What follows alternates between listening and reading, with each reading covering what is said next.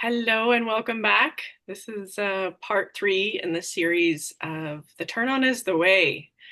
We filmed part one and part two, and we realized this is the time to really start speaking to dominance and submission in a healthy way because there's so much of it occurring already in our society which sometimes is unrecognizable. So if you haven't caught the first two videos, it's a really good time to look for the first one, the turn on is the way, and what the central channel is and what our vital force energy is. And that's a lot of our conversation. The second one has to do with yin.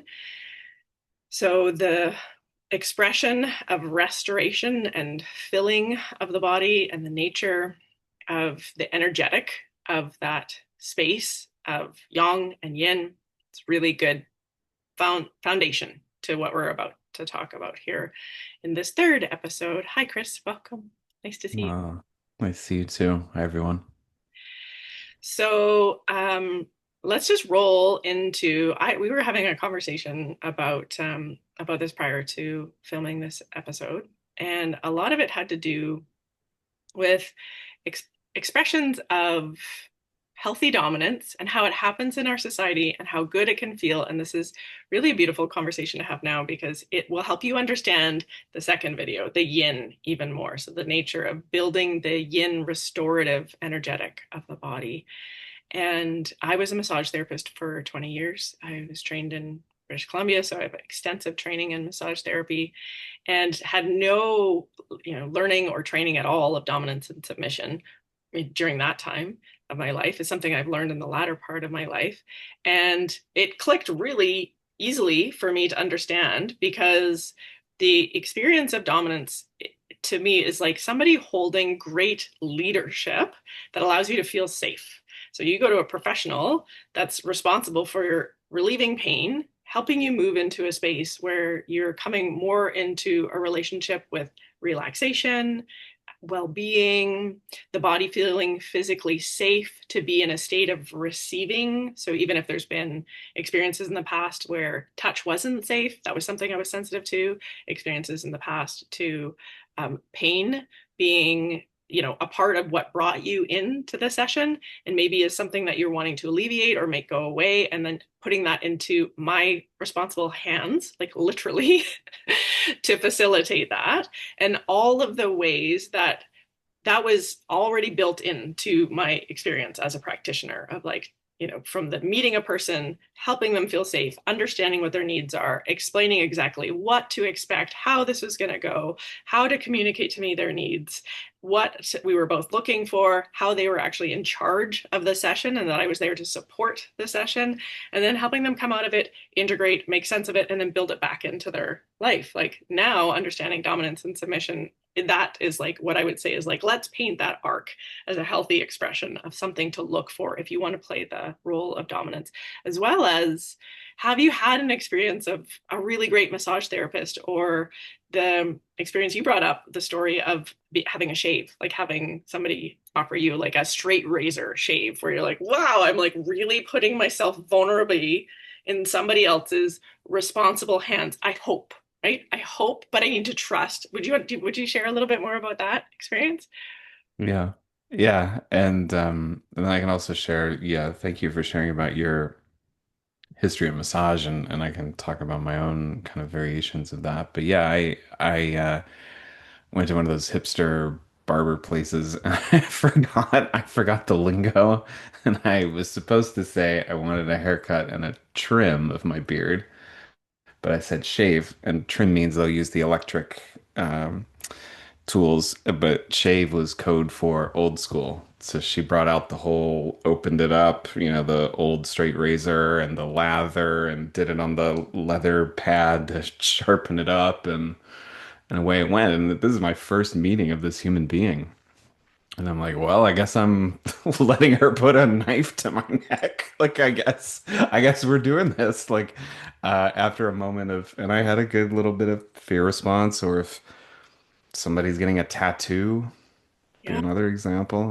I've some tattoos, right? Like that's here's a person. I had one consultation with them. They're gonna draw something permanent on my body based on me looking at some pictures in their portfolio. It's a significant, degree of trust. Those are maybe more intense examples, or um, just even getting a haircut itself, right? You sit in the chair, you start, they ask you about how you're doing, might start opening up about what's going on for you. Yeah. They're there, maybe they give you a little head massage or the warm towel. And then afterwards, you feel, if it's done well, like, wow, somebody listened to me, somebody cared about me. I feel lighter.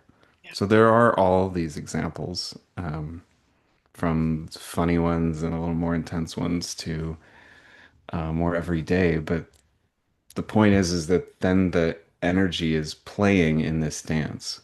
Yeah. It takes two to tango that way. If one is going to be in a more receptive, submissive yin state, then the other one has to be more space holding and the kind of leading in that way Yeah. and directing. And the other can relax into that when the leadership is present, it's attuned, Yeah. they've got skill, they know what they're doing, and then people just immediately relax into it. If somebody's, like you said, really great massage therapist, immediately people go, "Oh, it feels so good," and they just relax right in, and away it goes.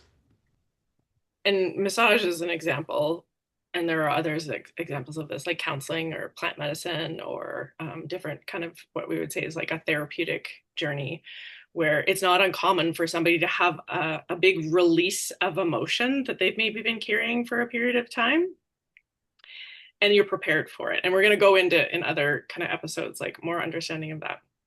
Um, can you talk about, there's a couple other examples, like I also need to cough so then I can put myself on mute, but Yeah. riding in a taxi, there's like concerts, that was another one. Yeah, so again, just simple examples that we're all familiar with, so that it doesn't seem like this when you hear the words dominance and submission, it can immediately evoke all manner of baggage or cultural connotation or imagery, like, oh, there's some weirdos over there doing whatever. And like, well, getting in a taxi is an example. That's not a weirdo thing to do. You just hear some person I've never met or an Uber ride or whatever, and it's like, this person's gonna drive me around. And maybe it's if you're in some place you're not used to, you just took a plane ride. There's another one. So you take a plane ride, you're putting your life in the hands of somebody who's got, some certification and wears a uniform, and you might not even see him. It's just a voice from the, front of the plane or whatever. Then you land in some new city, maybe, or somewhere you haven't been, and then some person you just met is going to drive you around. Also, maybe, through some crazy streets, and here you go again. So these are all examples of entering into an inherently receptive state and offering appropriate amounts of trust, assuming these people are skilled at what they're doing, that are we just accept as a regular part of life. We don't see that as some weird out of bounds. Only certain kind of people that are maybe a little over there do this kind of thing. So taxis, airplanes. I would say part of my background is in preaching and also in presiding or facilitating communal spiritual rites and things like that. That's another one I had to know immediately. Did I have the congregation? Did I have the audience's attention? Were they actually relaxing into my presence and my leadership to preach or to lead prayer or to facilitate uh, a baptism, a marriage ceremony, a funeral? I also spent time attending to people who were dying in my work then, both the person who's dying and the family around them.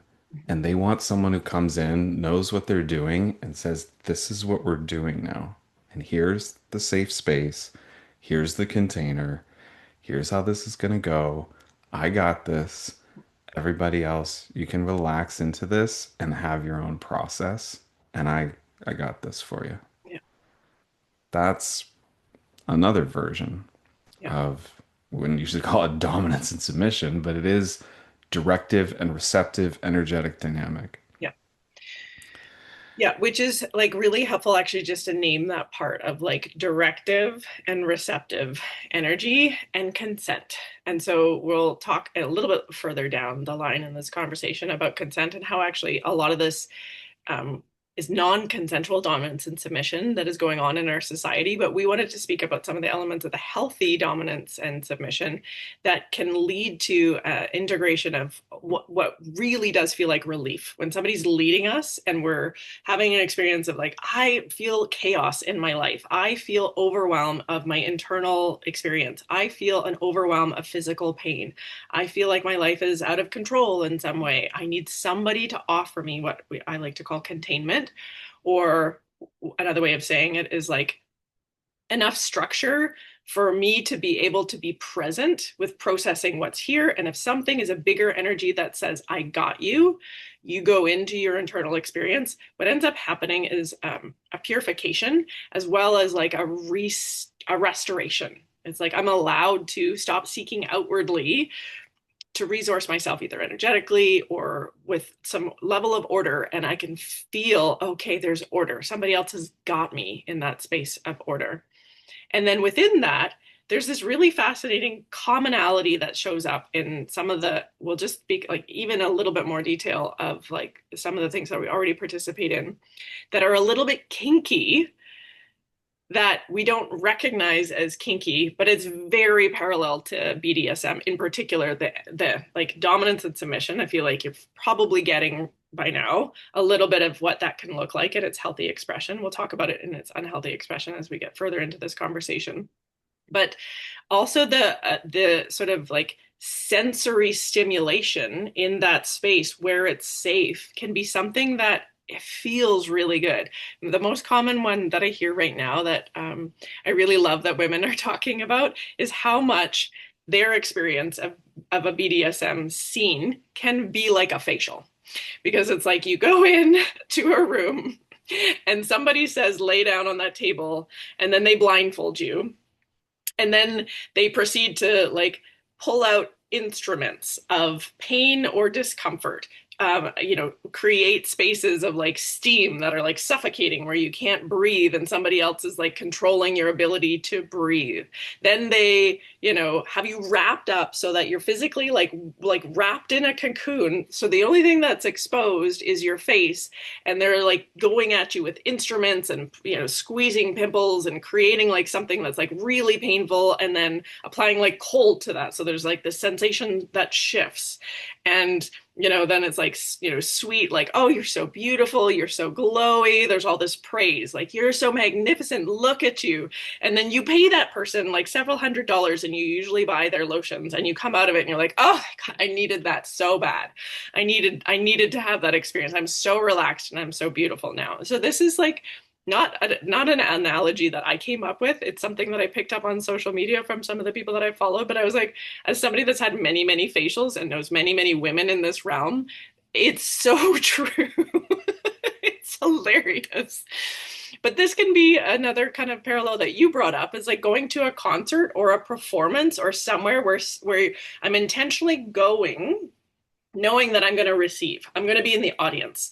There is a person either telling a really great story or, offering a really great mythological, story of the Bible or a story of like, here's some leadership from the space of, I want to take you on a journey, or a concert, which evokes all of these emotional experiences within me. And every single person in the concert is having their own emotional experience within them that is induced by the person that they're paying to offer this to. And then we leave and we're like, I feel so inspired. I feel so restored. I feel so, experience the channel being opened. So coming back to like the first video, we want to talk about this is about opening your channel and letting elements of it start to flow. Maybe some of the songs make you cry. Maybe some of the songs make you stomp and rage and really express emotion in a meaningful way. But they're all culturally sanctioned as things that we love to do in our human society. And we all have agreed, we've socially said, yeah, those are a great way to experience your human form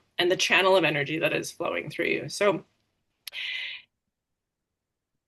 I really love that analogy. Like as somebody that grew up in my dad's religion was rock and roll. We grew up in a space where there was like remarkable, tragically hip experiences where we're like groupies of different bands and following them around. And so I like that's a healthy experience of submission. Yeah. Yeah, being in a theater and the play is completely engrossing, or a movie theater. Yeah. And the movie's got you, you're totally pulled into a world. Yeah. Yeah. And they come out of it and you go, wow, everything's brighter and Mm. the colors have changed and I feel so much more alive. Yeah. Because as we said, the yin is restorative. It is restorative. And yeah, resourcing creates inspiration. The mind quiets, the body starts to relax. There's sort of this like deeper trust in life when the energy channels start to flow. So, yeah, we wanted to just really paint this picture of like, what submission looks like, what this feeling of restoration looks like.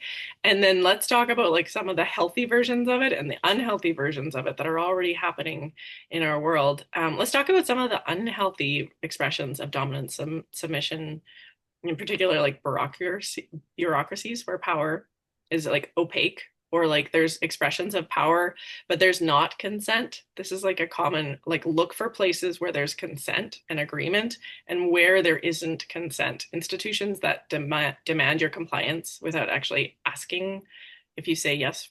You might have experience of this, like especially recently in life. Workplaces where there's a rigid authority, where it's like shaming or extractive, like if you don't follow our rules you will lose access to your resources. Like this is like examples of like, if you sign a workplace agreement, then that's you giving consent. I will agree to these expectations and rules. That's a positive thing. But there are lots of times where it's like the social container implies that you need to follow these rules, and yet you didn't actually have the opportunity to say, do you know that this is what happens here? Are you willing to participate in it? Yes or no? And so it starts to kind of just like come into our life in this way where we get this sense of, for me anyway, it's this sense of like, it's like low grade agitation, and sort of like I'm seeking for clarity. I'm seeking for a boundary and clarity, but I don't yet necessarily know that I'm seeking for a boundary and clarity. And that can lead to a lot of that channel not feeling safe to be open because it's looking for safety when it hasn't been clarified. Yeah, I mean, I was thinking of the classic example of the, corporate space, or it could be I have a lot of church history, nonprofits, clubs, community groups, whatever they are. And it says, here's our values, up on the wall somewhere. It's like, here's how we treat our employees, and here's how we treat our clients and our customers. And then you ask the employees, and they're like, come on, like, let me give you the real story here.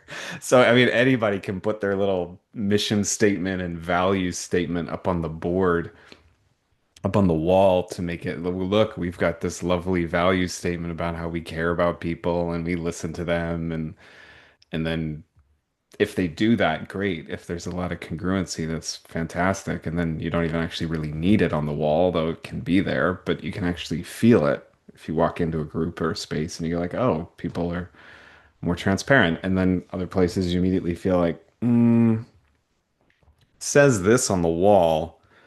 The vibe I'm getting is not that. And as you're saying, that's when the safety question is going to come up. That's when the can feel a little disorienting. I don't know the words are saying one, the actions are saying another. This can be in person to person relationships. It certainly shows up in group dynamics and families and, like you're saying, workplace spaces. So I think this point around an unhealthy version, an unconscious version of this polarity of direction and reception, dominance and submission, is, as you said, the the silencing, the like we were talking earlier, it's like a group doesn't come up and say, now we're going to take your consent away. Like, now's the time in the process where we remove your consent. They're just not even going to talk about consent as a value. It's not even going to be on the board so that it stays in the shadow, so that it's not even questioned like, hey, wait a minute, oh, time out. Is it okay that you're just like immediately like rolling into this thing? And did anybody ask me if I'm okay with that or everybody else okay with that? And then that's when you tend to get, like you said, compliance kind of things. Well, if you're not okay with this, then there'll be punishment, there'll be consequence, there'll be Yep. threat of some variety. Which can be fun when there's consent. And this is kind of the part where it's like there's a lot of power that is showing up in really kind of seedy, strange ways. And when there's a clear capacity to know what my central channel is doing, and when it's in confusion, and when that shifts because it just shifted into unsafety, and then recognizing it's my responsibility of like, whoa, hey, what's going on here? I just want to name it as like, it's not that easy when you're attached to the group, or you feel like I don't want to lose attachment with my peers, or I don't want to lose attachment with this experience where somebody's, maybe delivering a really beautiful speech, and all of a sudden they start tracking into a part of their presentation where you feel like, now this is going in a direction that I don't actually want to be in the room, but I don't want to leave because that what that might the implications of that might be for me. So instead, I'm going to abandon the part of me that feels like this is non-consensual and I don't want to be here, but I have to because of my social responsibility of like, well, I don't want to hurt anybody's feelings, or I don't want to offend anybody, or like elements of that. Let's just like curious of like track to an experience in your life. If you've had that, what that feels like. Because what we're attempting to offer within this is a space where there's like a really clear understanding of that central channel energy and your responsibility for it, and what that can mean when it starts to shift, and how that's very valuable information to work with. Even when we start talking about polarity and how confusing that could be in polarity teaching as we kind of move further into that, because that's this beautiful world that, people are talking about healthy polarity. We're going to talk about healthy polarity, but there's also expressions of elements of that where it's a little bit kind of confusing. My idea of masculine, your idea of masculine are actually two different ideas of masculine. And then there's like a great growth opportunity that's available within this. So uh should we pivot to that a little bit? Like some of the kind of like where dominance is an unhealthy expression of authority or entitlement, and submission is like an imbu like a self erasure, or some sort of like assumption of obedience is like required when it's not actually something that I've offered as my obedience. Yeah. Yeah, For submission to be sovereign, for it to be empowered, is that it's a chosen form of surrender, not if like compliance, as you were saying, or obedience is somebody maybe going through the routine, can be somebody, doing the official things outwardly, but from a leadership perspective, you don't actually have their buy-in. So everybody knows the experience of we've done it. I'm sure we've all done it or had it experienced it where somebody's nodding along, I'm totally with you. And then the second that conversation's over, they're out the door and they're off doing something completely else because all they were doing was going through the motions yeah, just to placate, or it was feeling weird or anxious, and I'll just like nod along and keep my head down and pretend I agree. And then the second I can get out of this thing, I'm out the door, you know. yeah, That's what that's not real submission.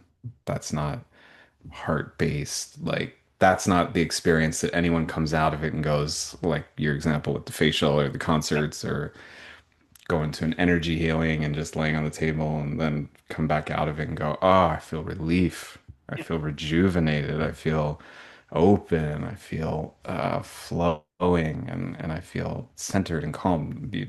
That's the fruit of that kind of healthy dynamic versus the other kinds. People are going to feel icky and they're going to feel upset or silenced or afraid or worried that if they say something, there could be really negative consequences. Yeah. yeah.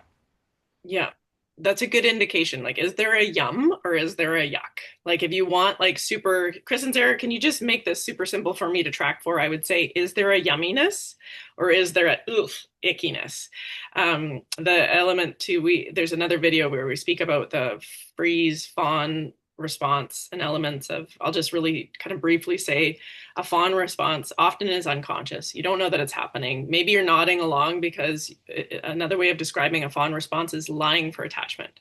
So, no, that's not really true. I'm not actually giving my consent right now, but I'm going through an unconscious response of lying for attachment because I've needed to in the past. And I don't know that that's happening. And what we're proposing to teach within this like whole arc of all of these lessons, as well as some of the other work that we do, is there's a process of recognizing when you're online and when you're reading another person, where they're online and they're choosing with their full autonomy and self-integrated. And there's a lot of that happening in our world where it's not fully online. It's actually an unconscious pattern where you will feel the yuck as resentment. You'll sort of feel like coercion. This shows up in gaslighting, where it's, you're not feeling that. You're feeling this because the dominant expression in this actually isn't doing dominance at that point. They're doing bullying. The difference between that is like a dominant and a true expression, you will feel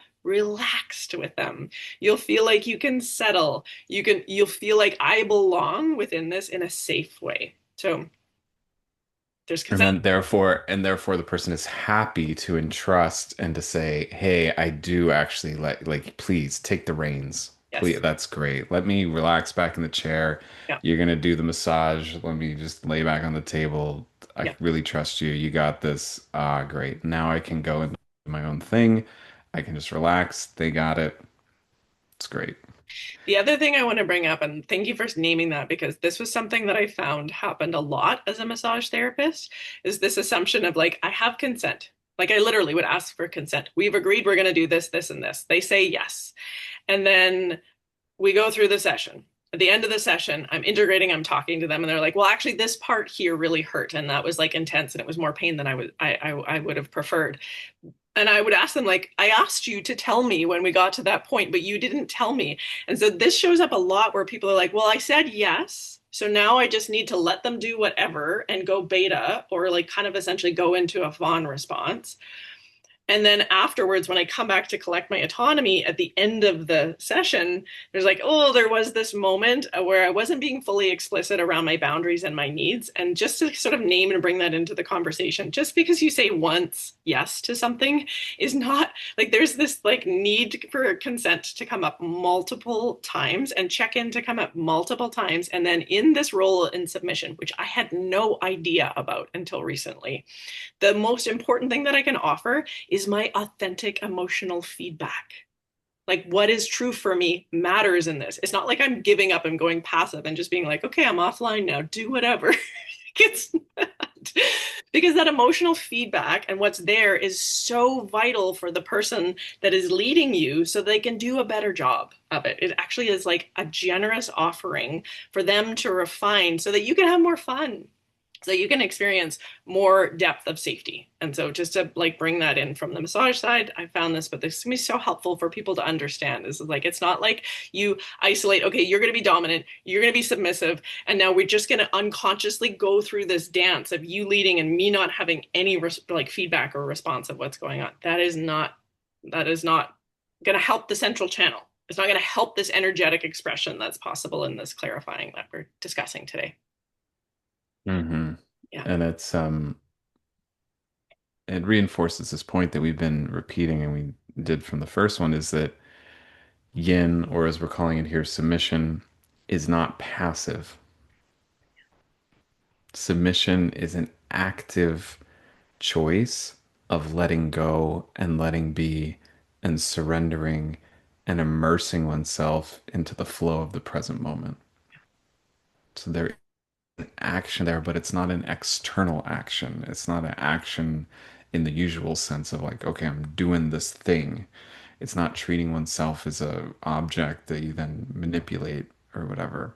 But it's in this interesting space of both it is an active choice, but it's a choice when safe to release into the experience. And if it's not safe, or if it's like, oh, too much, then that's where, as you're saying, the feedback is important. And then it can be modulated. And then there can be another, oh, okay, all right, now I can relax again into this. Now I can go the next layer.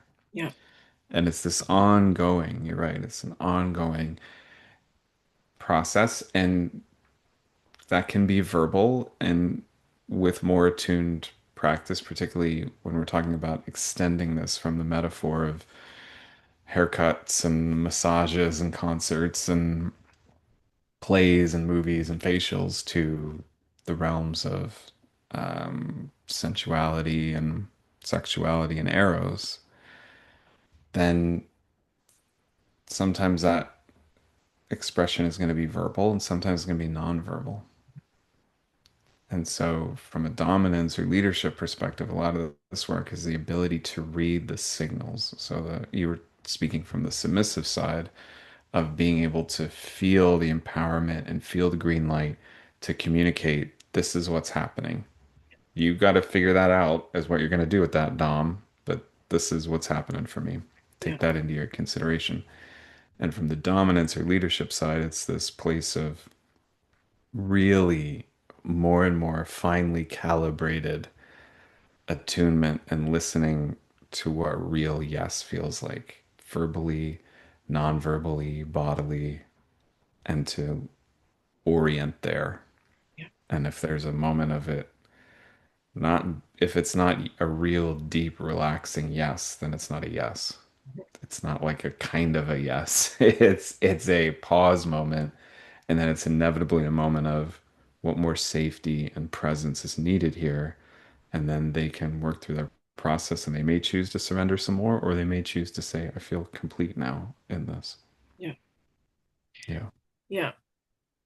Which So, is again not the experience of bureaucracies, government, war, if we're doing like collective versions, the repression, people being silenced, like you never see that level of checking in and like I just said something or we just made a choice here and that has major implications. What's the feedback? Not like, well, the public opinion polls say this and then they talk about how they're, fake news or whatever it is. It's just a way to write it off and propaganda. So I think my point here is that by cultivating a sense of empowered submission and dominance in a healthy way, we're actually become, in a good way, more attuned to the, as you were saying, the yum and where it's being done well hmm, and the beauty inherent in this form of relating.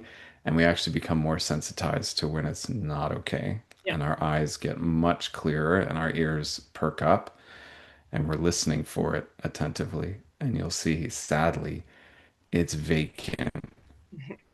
It's either completely ignored or intentionally suppressed, or a little bit of the two in so many areas of life. Yeah. Yeah. I I want to just like maybe before we move on summarize this place of like, so we're talking about consent and choice and clear roles and mutual responsibility that are consciously reading and tracking for each other and only moving at the pace where there is true yes to move forward. And if there isn't, then that is the place as far as you go in like whatever degree that that means for you. Um, this teaches us how to track for power and how power moves between two people because it becomes really clear when you isolate who has the power in the dynamic. And that word in itself can be charged for people.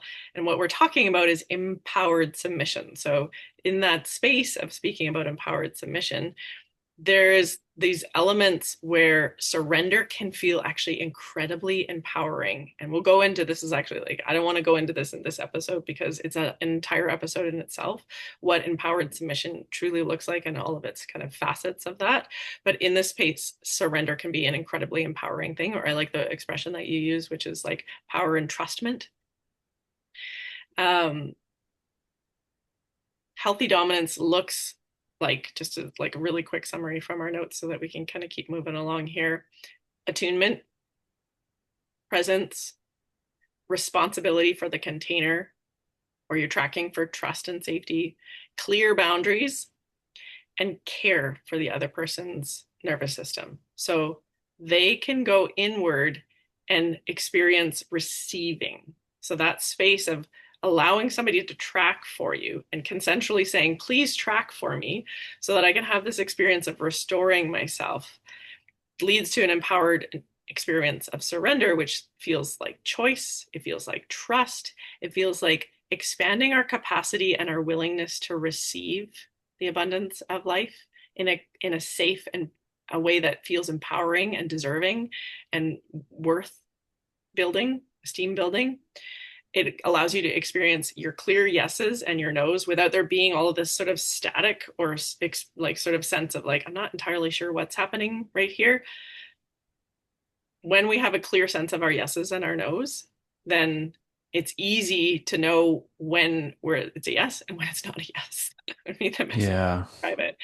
And this leads to Yeah. rest that doesn't feel like collapse. Like we spoke about some of the other parts, which is like, oh, and like collapsing under the weight of uncertainty. And I just don't know how to respond to the situation. This is not that. This is an experience of a clarified energy where rest is restorative as a result of it, as opposed to just an avoidant pattern. And those are showing up. It's so often in the polarity dynamics that's the part where I'm like, I like to speak about the nuances of dominance and submission as a separate opportunity to laboratory power and power exchange consciously, as opposed to polarity, which has a lot of sort of assumptions built into masculine and feminine. Even as we were preparing for this and before we got on the call, like the masculine and the feminine as terms are so confusing to people because each person has their own like experience of what that means, you know? And if you want to get a sense of like what a word can mean for you, like I would propose, like, what does the word mother mean for you? The word mother has a unique expression for Chris and Chris's landscape. The word mother has a unique expression for me and my landscape. And then, like, just track that for yourself right now. That one word is like fraught with all of these interesting power dynamics that what's beautiful about dominance and submission is we get to address those elements of when we're speaking about eros and the channel of eros. This came from us in our creative energy. Like we were born from erotic energy. Now we're talking about opening the central channel to erotic energy, elements of masculine and feminine, or yang or yin, or polarity, and the way that it shows up with masculine and feminine. These are great spaces to get really clear on. And dominance and submission, I find, is like such a great laboratory for getting so precise on power and energy in that way. And so it brings us back into the body in a healthy way. It helps us restore and clarify those times where it wasn't clarified. And that has led to potentially a lot of pain, a lot of fear around what it might be like to be receiving, what it might be like to ask for something to be different than it is. You know, elements of just like my body is going into shutdown and I don't know because I'm frozen, but somebody else is tracking for me and they're like, okay, we're going to like slow down and give a moment to bring agency back into this scenario as opposed to, you know, other times where that wasn't necessarily the case. So I prefer this way of describing it, and I'll leave that up to other people to decide as they start to understand more of it. um yeah, so maybe before we come into like some summary and sort of closing elements, is there anything that you wanted to add? Hmm. Yeah, that just again to I think reiterate something which is A, we're all encountering this. Yeah, Ideally, we have some healthy versions, even on small scales, but are nevertheless meaningful. We're definitely encountering and engaging with the unhealthy versions that are all over the place. But the point of the starting with the things about the concerts and the massages and the preaching and the whatever is again just to say otherwise I think people's experiences as soon as you say dominance and submission, then we're talking um polarity, BDSM, kink, sensuality, sexuality, Eros world, it can feel like, well, that's this whole other universe. And then there's this massive chasm and gap that feels fear-based and like shameful and whatever. And that's not for me. And the point is to say we've been building bridges this whole time. The metaphor has been to help establish like we're already doing it in all of these zones. And your facial example is a great one and compare an analogy in the sense of like it's actually a very sensual encounter already. So the massage too and any kinds of body work is yeah, I mean, the number of people it's like, oh, well, I went to this massage place and, and there's like a strip down, or I went to some hot yoga and I was like in my underwear. And all these other people are in their underwear and, I and it's like, oh, but this like kinky stuff. Ooh, Yeah, kinky. Ooh, totally. that feels like some foreign world. You're like, what are you talking about? You're Yeah, already 70% of the way there. a CrossFit workout, like, Yeah. You're already in the neighborhood for sure. yeah, You're just down the street, basically. So, the idea that and again to emphasize the second point is done well, what is the common refrain of all these kinds of experiences, as you were saying, I feel lighter, I feel great, I feel so relieved, I feel open, I feel flowing, I actually feel relaxation. I haven't felt that relaxed in however long it's been. Why couldn't that same thing apply in the realm of intimacy? Why should that same fundamental dynamic and movement of energy not apply and also not bring the same and even deeper levels of release, relaxation, joy, pleasure, connection, feeling warm in ourselves, feeling connected to others, feeling connected to life? That's the idea. Not, oh, you have to adopt some lifestyle and wear weird clothes and do a bunch of weird stuff. You don't want to participate. Like, what? What? yeah, Instead, why isn't it we're just seeing the essence of what's here, building from concrete examples that we already know, and just along a spectrum or continuum, extending it into some zones that have a little more intimacy, but learn all of the basic best practices and now apply it in a slightly distinct format and expect actually the same fundamental positive benefit if done well. yeah, Normalizing. Just normalizing it. making it just really normalizing and saying this can be really healthy. And then from there, as we were also talking about, the person, rather than some argument that by practicing in some conscious submission way, someone's going to become just a sort of wallflower, or they're just going to be some obsequious, compliant being who's just going to get run over in life. They actually gain, as you were saying, way more agency and clear understanding of healthy and unhealthy power, and they'll be the first ones to say, Yeah, Once, because if you know what the good version is, and you know what it is to have consent and the ability to feedback and have feedback actually taken to heart and responded to positively and feel heard and feel that you belong, feel that you have freedom to express yourself and your voice and your agency and your emotions and your sensation and your whole world and your inner life and your energy and your sexuality matters, your sensuality, your whole experience of existence, your erotic relationship to life matters, and to have somebody actually take that to heart and then respond accordingly, yeah, that's profoundly liberating. And then if someone's had that experience, they have the marker, they will immediately know, clear as day, this is doing that or this is not doing that. yeah. But without that kind of experience, people don't have the mark. So they don't know in their being, like, this is what healthy feels like. So now I can see, ooh, that's not it. That's That's not resonating. yeah. Or it is. Yeah. Yeah, and this was instrumental for me because this place of just talking polarity and like the element of like in couples work in particular, this shows up a lot where people are like, you know, there's a really beautiful way for couples to relate with each other, and it is in polarity. And I feel like Chris and I would both agree with you on that like blanket statement. And in my journey around polarity, what I found was like because I'm a woman, there was this assumption that I am the expression of the yin or the submissive or the passive one, which I'm not leading at that point. So there was this kind of like unconscious agreement. Okay, well, I have a woman's body and in this expression of polarity with a masculine in that dynamic, they're going to lead, I'm going to follow. And then my system was like, they're not leading. Like I can see all of these things that need to be done in leadership, and I'm not trusting them to lead. And I'm just waiting for them, resenting that they're not getting it, offering as much sort of like guidance as I could, but I couldn't offer that much because it's like, well, you're going to let them lead.